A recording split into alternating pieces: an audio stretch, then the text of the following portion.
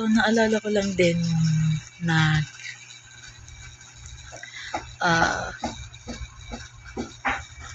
nung si Rosie daw naalala ko guys nung si Jenny Kim daw nag-ano daw sila, nag-banding daw sila sa isang aqua park, tapos ayun, tapos na-beach din sila, tapos kumain sila sa convenience store after those times.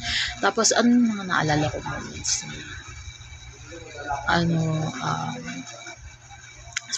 as far as I know, may pagka-savage talaga si Jenny Kim. Yeah, tapos meron siyang na taste, ang rude ng ugali niya doon, pero mega rich vibes kasi talaga doon si Jenny, since she's really mega rich and her lifestyle proves it guys, nakakatawa kasi may na-taste siya na parang green matcha yata, pero actually mahilig naman talaga siya sa green matcha, which is ako. Mahilig naman talaga ako sa green matcha no. Sa isang nila yun, sa isang vlog nila yun, live vlog. Tapos good reaction. Tapos parang she rolls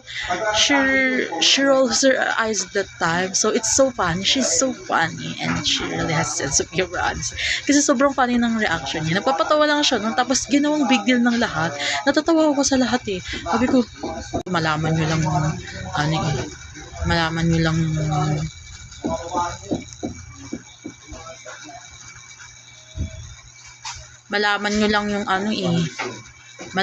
mga talaga tong mga to mga bitter talaga tong mga to.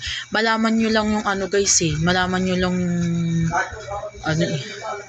yung talagang real identity ni Jenny Kim. Feel nyo lang talaga siya 100% at everything she does and at everything.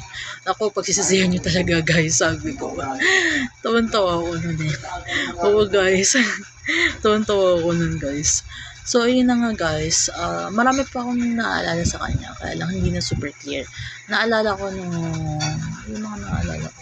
Wait lang guys. Ano pa? Makanta sila. Nag-stay sila sa bahay nila. Tapos yung bahay nila, may mga grass, yung gates, all around the gate area. Grass yung style. Tapos meron text design sa taas ng bahay nila. Nakalagay is everyday is pink, parang ganun, pero hindi yata super ganun. Pero para siyang ganun guys, yung nakalagay. Oo, yun yung natandaan ko guys.